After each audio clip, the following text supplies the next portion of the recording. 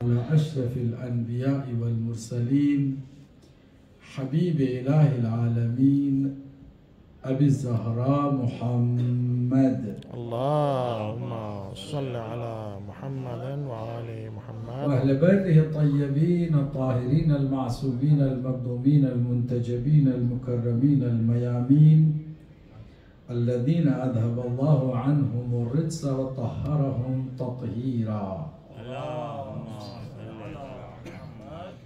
واللعن على أعدائهم أجمعين من يومنا هذا إلى يوم الدين.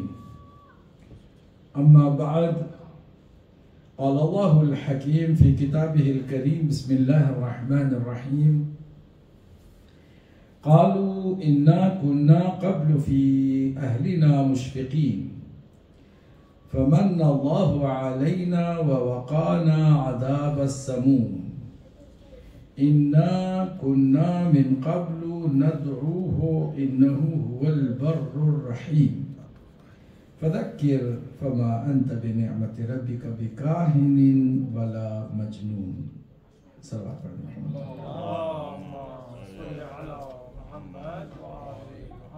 یقیناً آپ کے علم ہے کہ سورہ طور کی تفسیر کا ہم نے کل آغاز کیا تھا. طور پہاڑ کو کہتے ہیں، ہر پہاڑ کو نہیں کہتے بلکہ طور سینا، کہ جس پر حضرت موسیٰ علیہ السلام گئے تھے تو اللہ نے توریت نازل فرمائی تھی. اس طور کی اللہ نے قسم کھائی اور اس کے بعد باقی 4 اور اہم ترین چیزوں کی، کتاب، طور، کتاب اور بیت معمور اور پھر آسمان، 5 چیزوں کی قسم کھا کے اللہ نے فرمایا کہ مشرکین، کافرین، منافقین اور فاسقین اور مجرمین پر جو عذاب کا اللہ نے وعدہ کیا ہے وہ وعدہ پورا ہو کے رہے گا. کبھی بھی کوئی اس کو لائٹلی نہ لے. یہ قسمیں کھا کے اللہ نے فرمایا. اس کے بعد پھر قیامت کے دن کے کچھ حالات بتائے کہ قیامت کا دن جب ہوگا تو آسمان روئی کی طرح بکھر جائے گا اور پہاڑ اڑنے لگیں گے، زمین اپنی جگہ سے ہٹ جائے گی. یہ ساری باتیں قیامت کے دن کی ہیں. پھر اس کے بعد جو مکذب ہیں، جو تکذیب کرتے ہیں، جو جھٹلاتے ہیں، ان کے عذاب کا اللہ سبحانہ تعالیٰ نے ذکر فرمایا. پھر اس کے بعد جہنم میں کیا ہوگا، کیسے ہوگا، تھوڑی سی وضاحت فرمائی. پھر جنتیوں کی بات شروع کی. متقی جب جنت میں جائیں گے تو وہ کس طرح جنت ان کے قریب ہوگی اور پھر وہ جنت کے باغات کے بہترین نظارے دیکھیں گے. اور اس کے بعد پھر اللہ سبحانہ تعالیٰ نے فرمایا کہ ہم بہشتیوں کو، جنتیوں کو جو کہ متقی ہیں، ان کو ہم ہر طرح کی فیسلٹیز دیں گے، کھانا پینے کے علاوہ فروٹس اور گوشت اور ساری وہ چیزیں کہ جو وہ چاہتے ہیں. اور پھر ان کے لیے بیڈز لگائے ہوں گے بالکل ان لائن، باقاعدہ صف بصف، اور وہ انجوائے کر رہے ہوں گے اور ایک دوسرے سے پھر باتیں بھی کر رہے ہوں گے.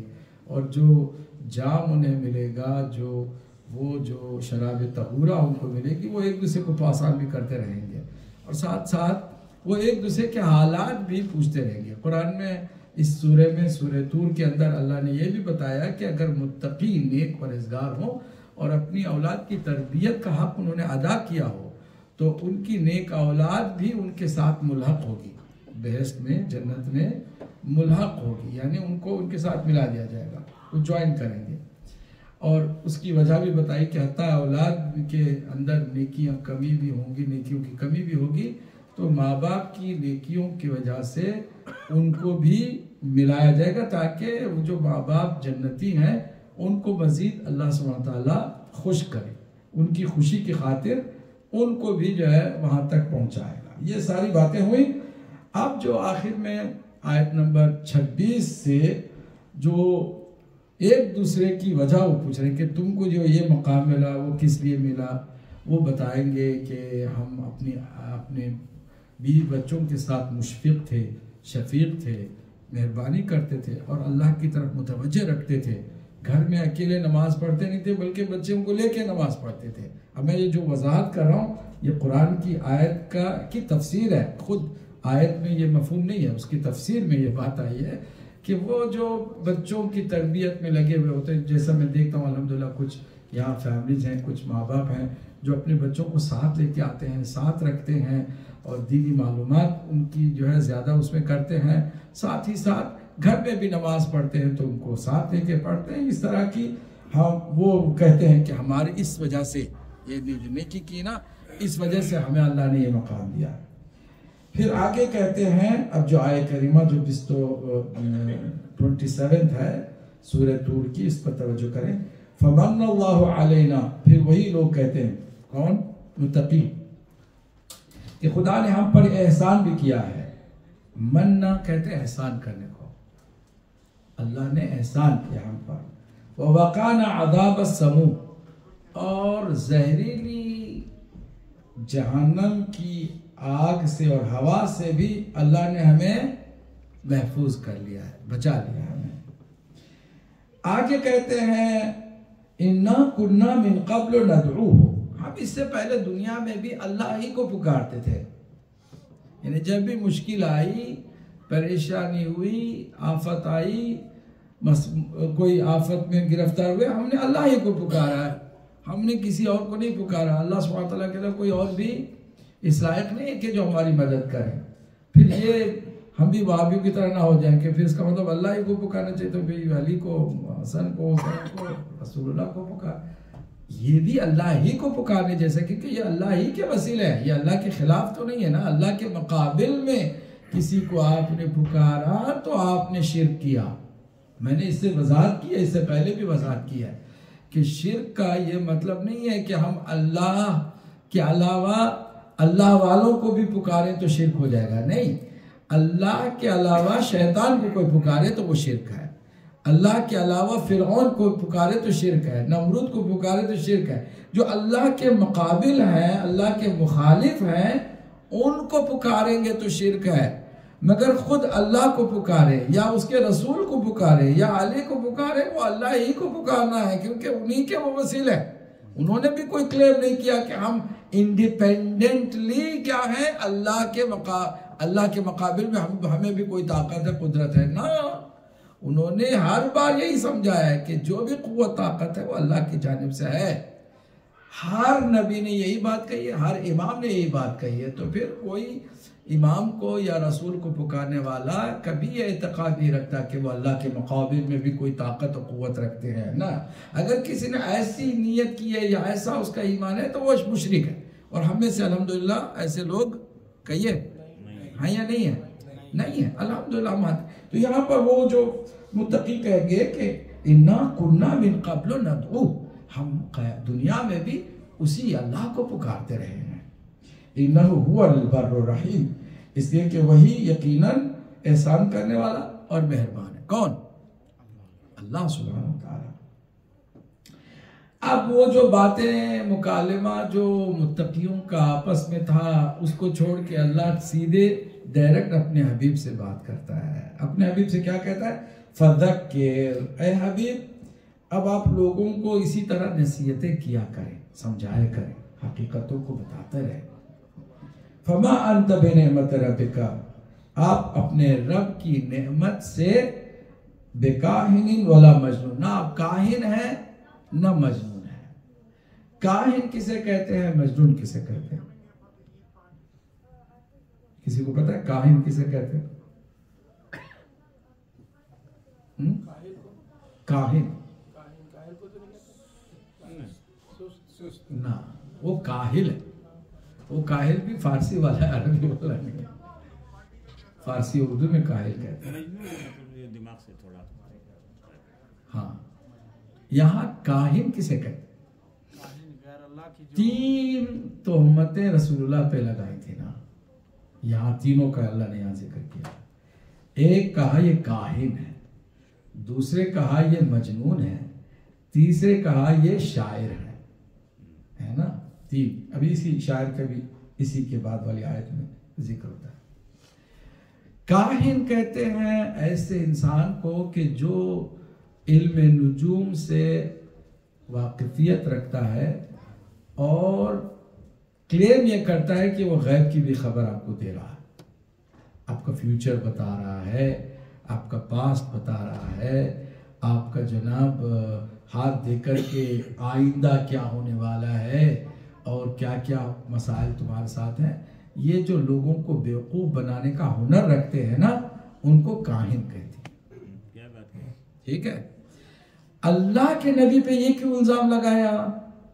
کیونکہ جو معجزے دیکھتے تھے وہ کہتے تھے شاید یہ بھی کاہن ہے، وہ بھی جوتش کی طرح بیٹھ کے کچھ معلومات حاصل کر لیا ہے اس نے اور یہ کچھ دکھا رہا ہے ہمیں، یہ کاہن کہتے تھے۔ یہاں مجنون کا معنی پاگل پر نہیں ہے، میں نے اس سے پہلے بھی عرض کیا، قرآن مجید میں مجنون جہاں جہاں دشمنوں کی طرف سے الزام رسول اسلام پر لگا ہے اس کا معنی پاگل نہیں ہے، کیونکہ کاہن جو ہے جو آپ کے بھوشیہ بتاتا ہے، آپ کا فیوچر بتاتا ہے، وہ پاگل تو نہیں ہوتا ہے نا، یا جو شاعر ہے وہ بیوقوف یا پاگل اور دیوانہ تو نہیں ہے نا۔ تو کاہن اور شاعر دو الزام لگا دیے، تو بیچ میں مجنون جو کہہ رہے ہیں، مجنون کا مطلب جن زدہ، یعنی وہ یہ کہہ رہے ہیں کہ کوئی جن اس کے اختیار میں ہے اور یہ مجنون ہے۔ مجنون کا مطلب جن زدہ ہے اور جن اس کے لیے کچھ کر کے دکھاتا ہے، ہم کو وہ معجزہ لگتا ہے۔ مثلا وہ اشارہ کرتا ہے تو درخت اپنی جگہ سے اکھڑ کر کے حضور کی خدمت میں حاضر ہو جاتا ہے، معجزہ ہے یہ۔ مگر وہ کہتے ہیں یہ معجزہ نہیں، یہ مجنون ہے، یہ جن زدہ ہے، کوئی جن ہے کہ جو اس کو اکھاڑ کے لے کے سامنے لا رہا ہے، ہمیں جن نظر نہیں آ رہا تو ہم اس کو معجزہ سمجھ رہے ہیں۔ دیکھا نا، تو یہ بھی تہمت لگانے والے بھی کسی نہ کسی بہانے کو سامنے رکھ کے لگاتے ہیں نا۔ تو تین تہمتیں لگائی تھی، کیا؟ ایک کاہن، کاہن کا مطلب جو جوتش ہوتا ہے، جو آپ کا بھوشیہ بتاتا ہے، آپ کا فیوچر بتاتا ہے، آپ کے جو ہے وہ ستاروں سے، آپ کی لکیروں سے، ہاتھ کی لکیروں سے جان لیتا ہے کہ آپ کا کیا آئندہ ہونے والا ہے۔ حالانکہ وہ سارا اس کا کلیم جھوٹا ہوتا ہے، صرف دو چار موٹی موٹی باتیں وہ سمجھ سکتا ہے، مگر وہ ڈیپلی آپ ہی سے بلوا کے آپ ہی کے اوپر وہ ڈال دیتا ہے نا۔ باتیں کرتے کرتے آپ سے کچھ باتیں آپ نے خود بھی کہہ دی، اس کو بھی اس نے کیچ کر لیا اس کو، پھر اس کے بعد سنوار کے وہی بات آپ کو آپ کو کیسے پتا ہے؟ ارے میں 2 منٹ میں نے تم نے خود بتایا ہے، تم کو اندازہ نہیں ہے۔ تو یہ جو چالاک قسم کے لوگ ہیں، کاہن، جوتش، دو مجنون یعنی جن زدہ، اور تیسرا الزام شاعر۔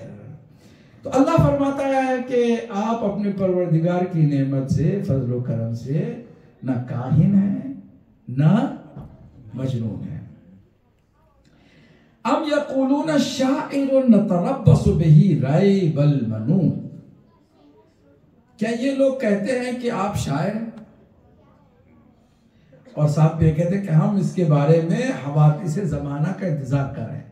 اچھا، شاعروں کا حال ہمیشہ برا ہوتا ہے، یہ ان لوگوں کو بھی معلوم ہے کہ ان کو مشرک ہے، تو کہہ رہے ہیں کہ یہ شاعر ہے اور ہم انتظار میں ہیں کہ یہ بھی کسی برے حالات سے گزرے گا، اس کے حالات برے ہوں گے۔ یہاں ذرا آپ سے توجہ، ریب المنون ایک اصطلاح ہے، ایک ٹرمنالوجی ہے۔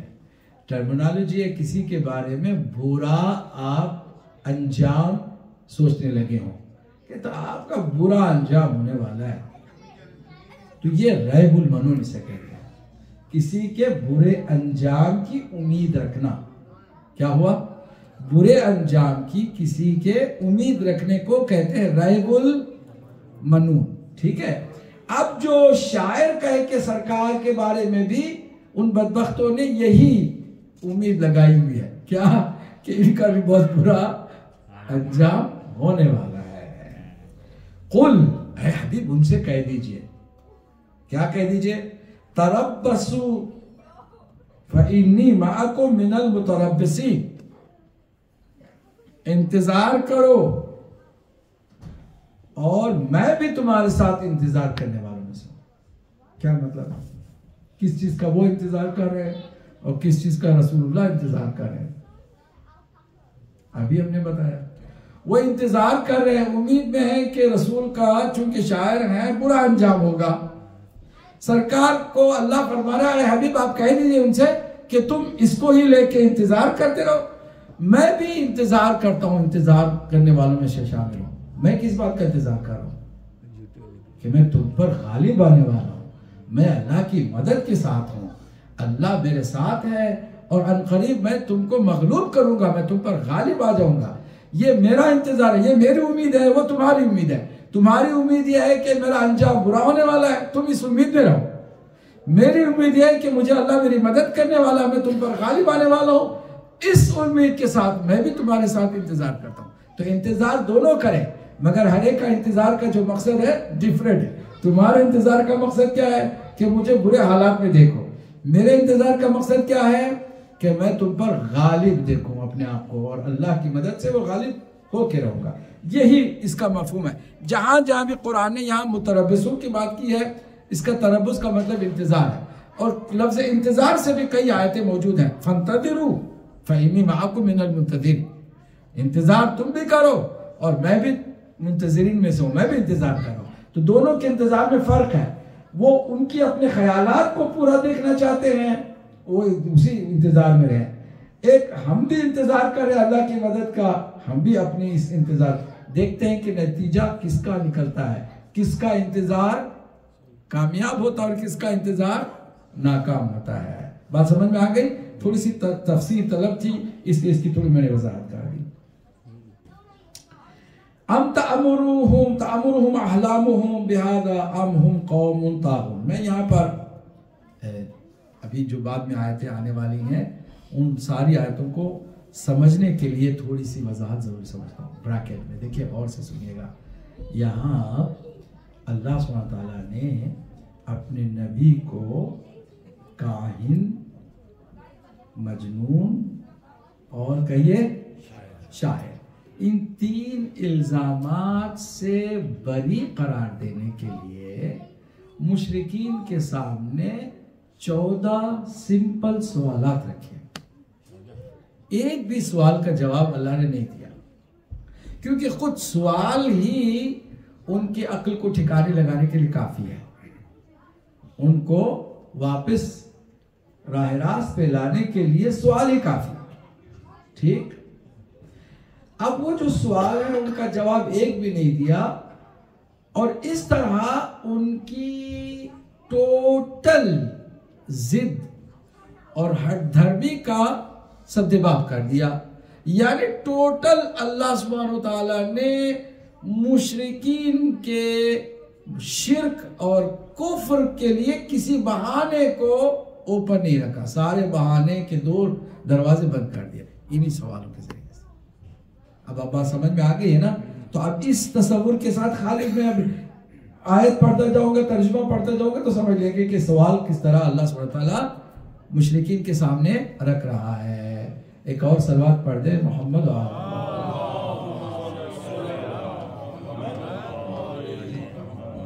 اب جو سوالات کی بوچھار ہوئی ہے، پہلا سوال ام تعمرهم احلامهم بهذا، یہ جو کہہ رہے کاہن، مجنون، شاعر، کیا ان کی عقلوں کا یہ فیصلہ ہے؟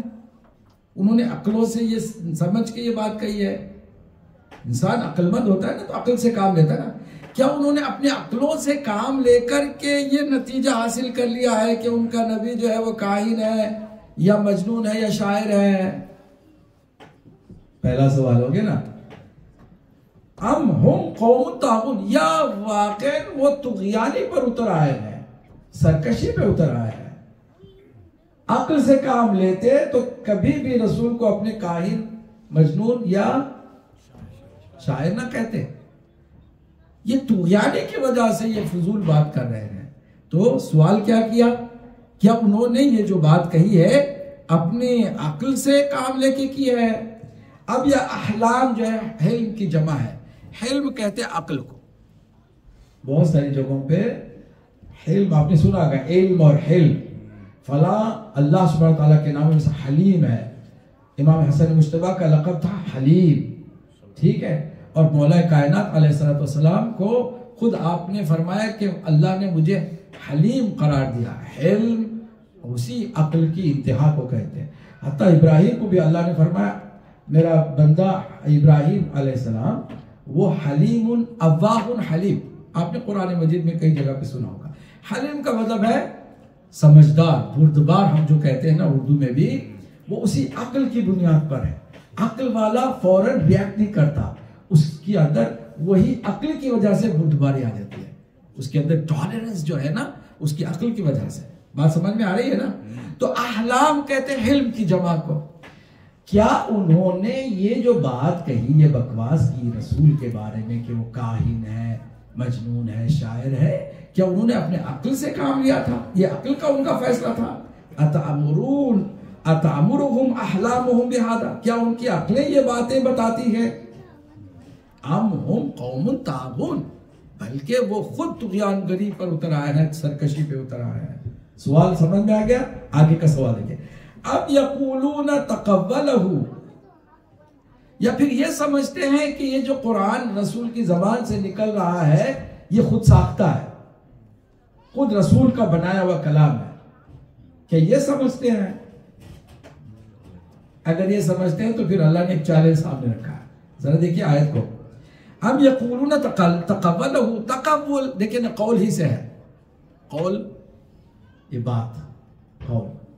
اگر قول کوئی بنا کر کے بناوٹی اپنی طرف سے ہی بیٹھے بیٹھے, جو ماشاءاللہ مثلا ابو ہریرہ تھے, بڑے ماہر تھے, بنانے میں ماہر تھے, اس میں کوشش کرتے کہ کوئی بھی کسی کے اندر ٹیلنٹ ہوتا ہے تو اس کی ہم تعریف ہی کر دینا چاہیے نا, ہم کیوں اس کو نیگیٹو لیں.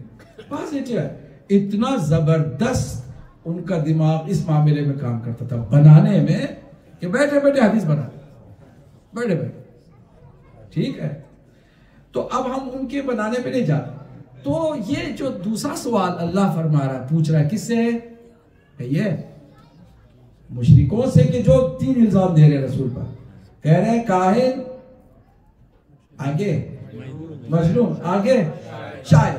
یہ شاعری کر رہا ہے, یہ بناوٹی باتیں اپنی طرف سے بنا رہا ہے اور کہہ رہا ہے اللہ کا کلام ہے. کیا یہ کہہ رہے ہیں؟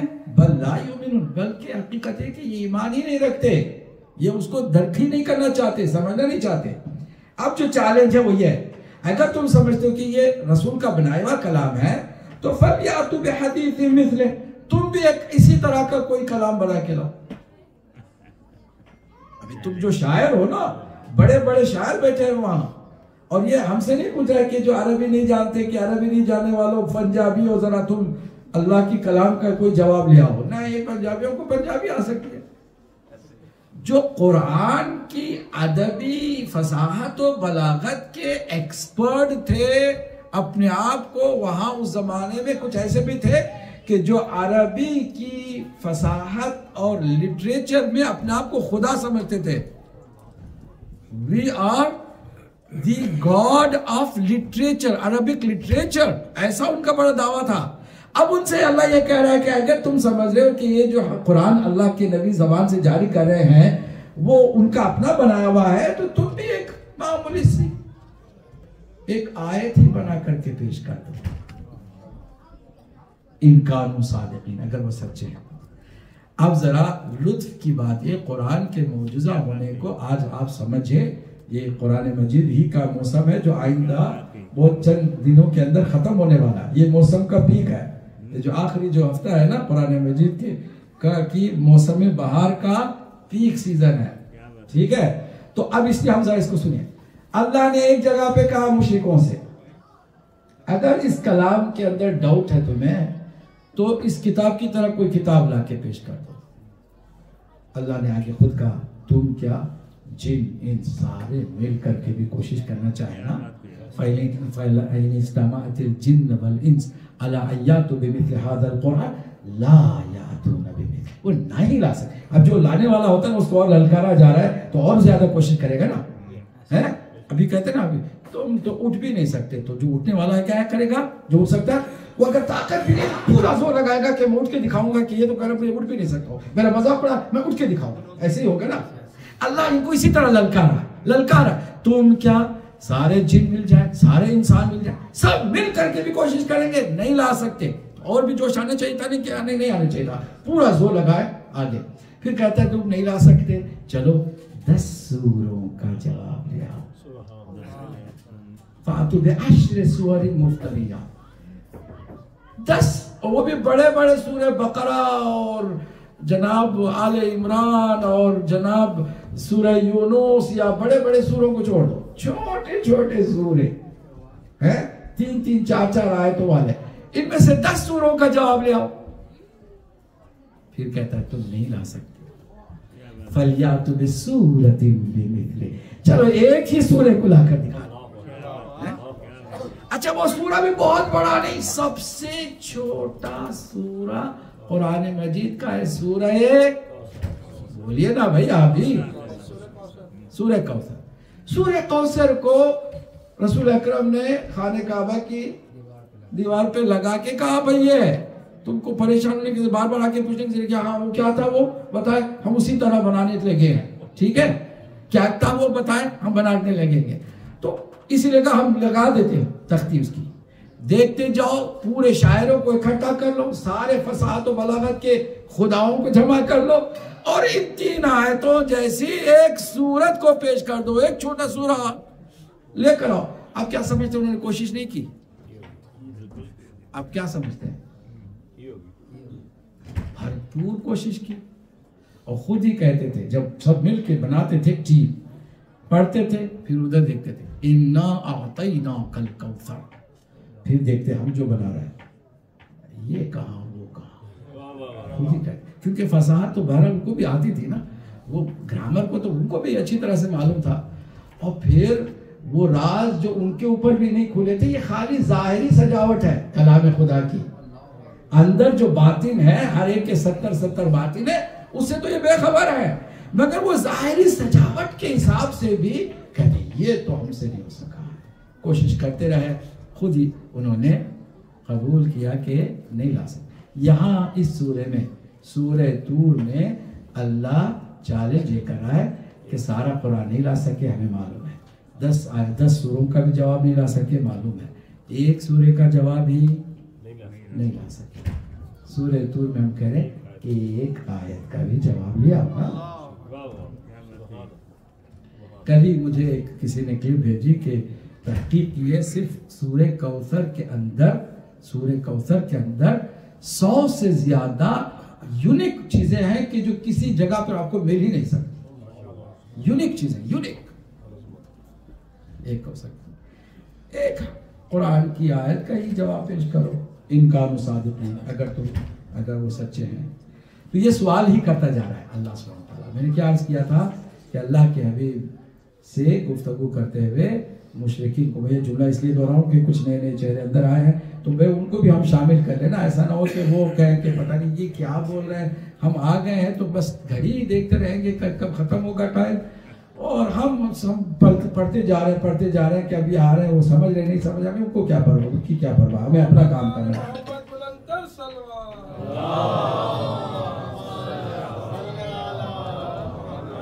تو اب جتنے بھی آ گئے ہیں یا ابھی آ رہے ہیں، اندر آ رہے ہیں، سن لے کہ ہم سورہ طور کی تفسیر کر رہے ہیں، اور آیت نمبر 26 سے آج ہم نے تفسیر کا سلسلہ جاری رکھا ہے. گفتگو یہ ہو رہی تھی کہ جو مشرک تھے، کافر تھے، انہوں نے رسول اکرم پر 3 تہمتیں لگائیں. کتنی؟ نمبر 1 کہا کاہن ہے. کاہن کسے کہتے ہیں؟ جو جوتش ہے، جو آسمان، نجوم کچھ علم ادھر ادھر کسی کے آپ کا فیوچر بتانے کی بات کرتا ہے. کاہن ہے پیغمبر اکرم جب وہ معجزے کی بات کرتے تھے.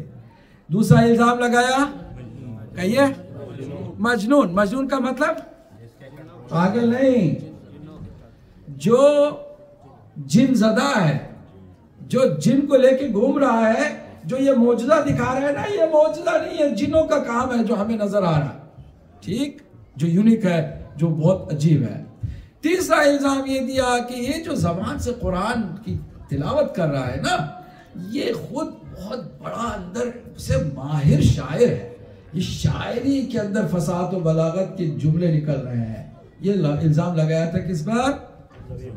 کہیے اب حضور کو اللہ سبحانہ وتعالیٰ نے ان تینوں الزامات سے بری قرار دینے کے لیے مشرکوں سے 14 چھوٹے چھوٹے سوال رکھے. اگر تم یہ سمجھتے ہو تو اس کا جواب دو، تم یہ سمجھتے ہو تو اس کا جواب دو. اس طرح اب جو آیتیں ہیں وہ اللہ کی طرف سے مشرکوں سے سوال ہے. پہلا سوال یہ کہ کیا تمہاری عقل یہ کہتی ہے کہ نبی کاہن ہے یا شاعر ہیں یا مجنون ہے؟ پھر کہا کہ نہیں، یہ تمہاری طغیان گری ہے، سرکشی ہے جو اس طرح کی تہمت لگاتے ہو.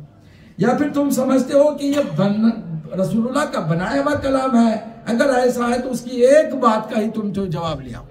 ٹھیک ہے. پھر آگے سوال ہے ام خلقوا من غیر شیء، کیا تم بغیر کسی چیز کے پیدا کر دیے گئے ہو؟ سوال کر رہا ہے نا. تمہارا وجود، یہ جو اپنی عقل مندی سے باتیں کر رہے ہو، حضور کے اوپر تہمت لگا رہے ہو، کیا تم کو بغیر کسی چیز کے پیدا کر دیا گیا ہے؟ سوال کر رہا ہے. پھر آگے سوال کرتا ہے یا پھر تم سمجھتے تم ہی خالق ہو. ہمیں سے بھی ہے نا بعض لوگ ذرا سا کہ میں نے کیا، میں کیا ہوتا ہے یار، ہمارے پاس ہے کیا جو اپنا جو ہے نا اس کو نسبت دے کے میں نے کیا. جب کام اچھا ہو جاتا ہے نا تو میں نے کیا، کام بگڑ جاتا ہے تو قسمت خراب. ایسے ہی نا مزاج ہمارا، کام بگڑ گیا تو دوسروں پہ ڈال دو، کام بن گیا تو میں نے دیکھا کیا پلاننگ کی تھی. میں نہ ہماری پلاننگ ہے، نہ ہماری کوئی کمال کوئی ہمارا ہے، سب کچھ اللہ کی طرف سے. یہ سوال اللہ سبحانہ وتعالیٰ کافروں سے مشرکوں سے کرا. آگے سوال کرا ام خلقوا السماوات والارض، کیا انہوں نے ہی زمین آسمان کو بنایا ہے جو انکار کر رہے ہیں؟ انہوں نے بنایا آسمانوں کو زمینوں کو؟ بل لا یوقنون، بلکہ حقیقت یہ ہے کہ وہ سچائی پر یقین ہی نہیں کرتے. جو اللہ سبحانہ تعالیٰ کا وجود مبارک ہے اس پر یقین ہی نہیں کرتے. آگے سوال ام عندہم خزائن ربک، کیا وہ یہ سمجھتے ہیں کہ اللہ کے خزانے، تیرے پروردگار اے نبی، تیرے پروردگار کے خزانے ان کے ہاتھ لگ گئے ہیں جو اس طرح انکار کر رہے ہیں، کرتے پھر رہے؟ ام ہم المسیطرون، یا سمجھتے ہیں کہ ان کے اختیار میں ہے پوری دنیا؟ کیا ایسا ہے جیسے امریکہ سمجھتا ہے پوری دنیا کو میرے کنٹرول میں لینا چاہیے، جو میرے خلاف ہو گیا وہ دہشت گرد ہے، جو میرے ساتھ ہو گیا چاہے کتنا ہی بڑا ڈکٹیٹر ہے وہ بہت پیارا ہے.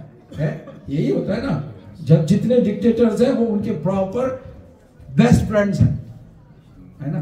اگر کوئی قوم خود سے جینا چاہتی ہے دہشت گرد ہے. یہی ہو رہا ہے نا، یہی ہے.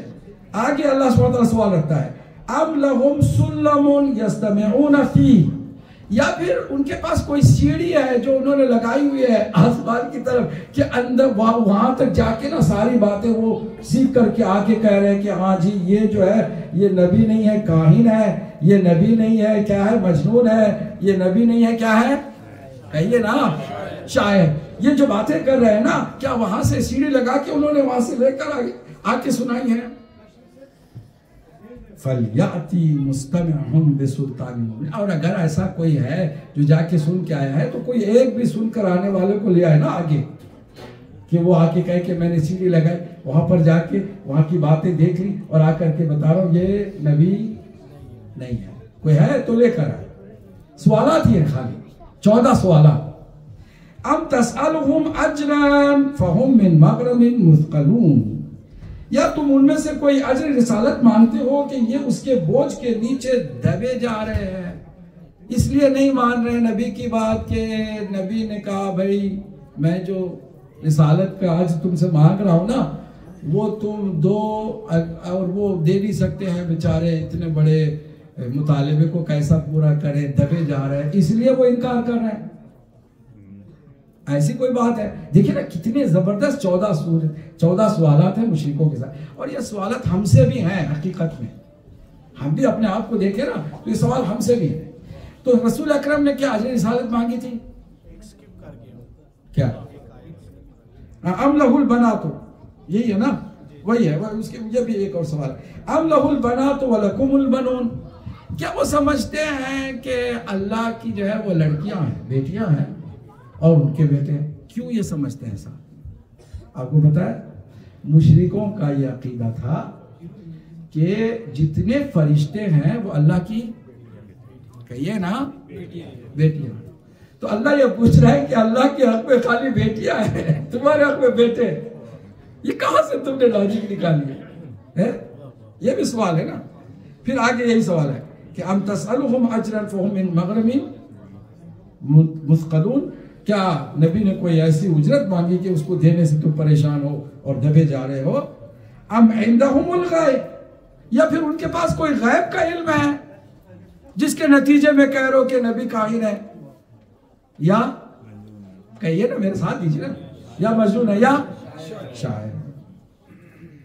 فہم یکتبون، اور وہ غیب کی باتیں لکھی ہوئی ہیں ان کے پاس موجود ہیں، اس کی بنیاد پر یہ بات کر رہے ہیں. ام یریدون کیدن، آپ ذرا دیکھیں سوال، یا پھر وہ ہمیں بیوقوف بنانے کے چکر میں، دھوکہ دینے کے چکر میں ہیں ایسی باتیں کر کے. لیکن سن لیں فالذین کفروا هم المکیدون، جو کفر کرتے ہیں وہی مکر و فریب میں اسی کے دام میں خود ہی پھنستے ہیں. جب بھی کوئی کسی کو دھوکہ دینا چاہتا ہے پہلے اسی دھوکے میں خود پھنستا ہے، بعد میں کسی کو نقصان پہنچاتا ہے. اکثر ہم لوگ اس کو بھول جاتے ہیں. ام لہم الہ غیر اللہ، یا پھر ان کا کوئی اللہ کے علاوہ بھی کوئی خدا ہے کہ جس کے بلبوتے پر یہاں انکار کرنے پہ اتر آئے ہیں.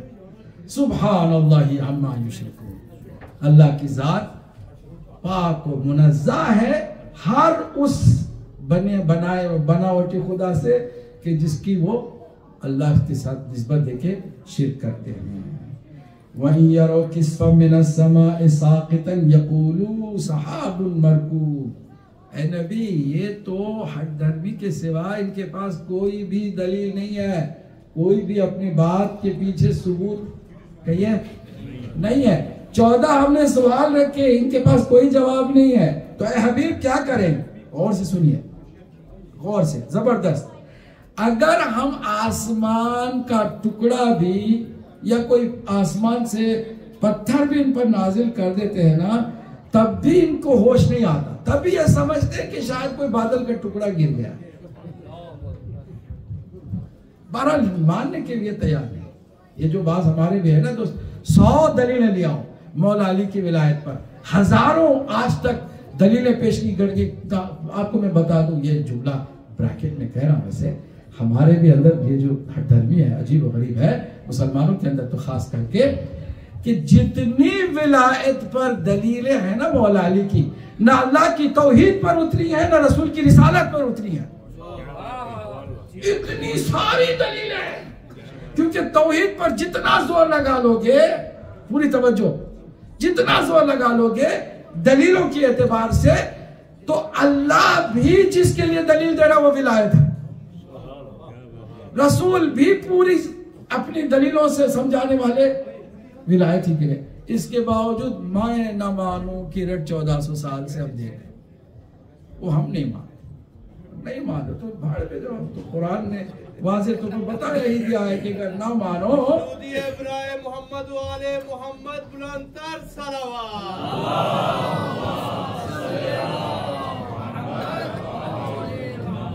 وَإِن يَرَوْا كِسْفًا مِّنَ السَّمَاءِ سَاقِطًا، اگر ان کے اوپر آسمان سے کوئی پتھر بھی گر جائے، کوئی ٹکڑا بھی گر جائے، تو یقولوا، وہ کیا کہیں گے؟ سحاب مرکوم، کوئی بادل ہے جو بادل کا ٹکڑا ان کے اوپر گر گیا ہے. فَذَرْهُمْ، تو اے حبیب دلیلیں ہم نے بھی دے دی ہیں، 14 سوال رکھ بھی دیے ہیں، ان کے پاس سوائے ہر درمی کے کچھ نہیں ہے. ذرہم، ان کو چھوڑ دو. فَذَرْهُمْ، ان کو ان کی حالت پہ چھوڑ دو. حَتَّى يُلَاقُوا، تاکہ وہ ملیں اس دن، جس دن یومہم الذی فیہ یصعقون، جس دن ان کے اوپر بجلی گرائی جائے گی اور ان کو ہلاک کر کے چھوڑ دے گی، اور سیدھے انہیں کہاں لے کے جائے گی؟ یوم لا یغنی عنہم کیدہم شیئا ولا ہم ینصرون، اس دن ان کی نہ کوئی چال کام آنے والی ہے اور نہ ان کی کوئی مدد کرنے والا بھی ہے، کوئی بھی کچھ بھی نہیں ہے، ٹائم ہمارے پاس ابھی بھی 2 منٹ ہیں اور جلدی جلدی ہم چاہتے ہیں کہ یہ سورہ مکمل کر دیں. آگے وَإِنَّ لِلَّذِينَ ظَلَمُوا عَذَابًا دُونَ ذَلِكَ وَلَكِنَّ أَكْثَرَهُمْ لَا يَعْلَمُونَ. اور جن لوگوں نے ظلم کیا ہے ان کے لیے اس کے علاوہ بھی عذاب ہے.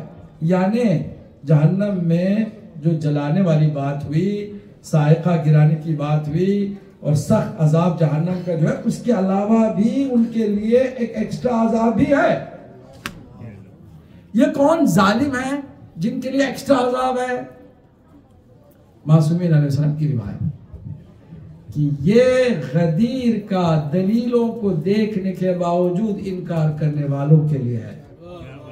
جو میں نے بھی بتایا نا، ولایت، توحید کا انکار کرو گے تو عذاب جہنم ہے ہی ہے، نبوت کا انکار کرو گے تو عذاب جہنم ہے ہی ہے، ولایت کا انکار کرو گے تو عذاب جہنم کے علاوہ بھی ایک ایکسٹرا عذاب ہے.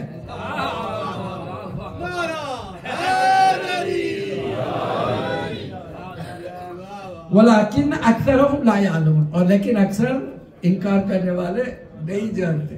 اللہ نے ہمیں بتا دیا، ہم نے آپ کو بتا دیا. اب اس 2 ہی آیتیں ہیں، جلدی جلدی. وَاصْبِرْ، پھر اے حبیب استقامت سے، صبر سے کام لیجئے. وَاصْبِرْ لِحُکْمِ رَبِّكَ، صبر کیجئے اپنے پروردگار کے حکم کے لیے.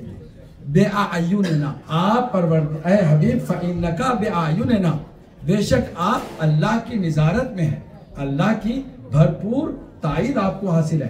اللہ آپ کے ساتھ ہے. بِأَعْيُنِنَا کا مطلب ہے کہ اللہ کی نگاہوں کے سامنے ہیں آپ، یعنی ٹوٹل اللہ سبحانہ وتعالیٰ آپ کو پروٹیکشن دے رہا ہے. وَسَبِّحْ بِحَمْدِ رَبِّكَ، اور اپنے رب کی حمد کریں، تسبیح کریں. حِینَ تَقُومُ، جب بھی آپ بستر سے اٹھیں. یہاں بعض لوگوں نے ترجمہ کیا قیام کرتے وقت. قیام کرتے وقت ہی اللہ کی تسبیح کرنی ہے؟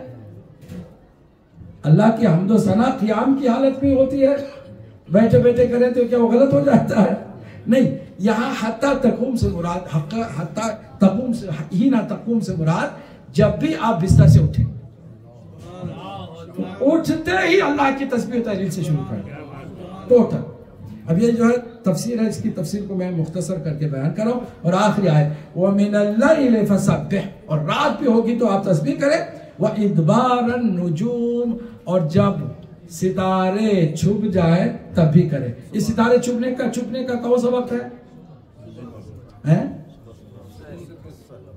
سحر کے بعد صبح صادق کا مطلب یہ ہے جیسے ہی صبح صادق نمودار ہوتی ہے سارے ستارے غائب ہو جاتے ہیں. اللہ کا بھی کہہ رہا ہے کہ رات میں بھی جب ستارے ہوں تب بھی آپ تسبیح کریں، اور ستارے جب غائب ہو جائے تب بھی تسبیح کریں.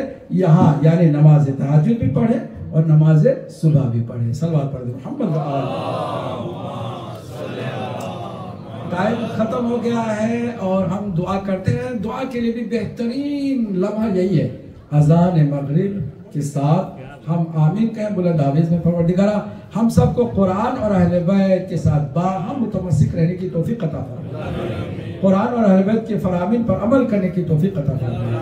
قرآن اور اہل بیت کو سمجھنے کی بھی ہمیں توفیق عطا فرما.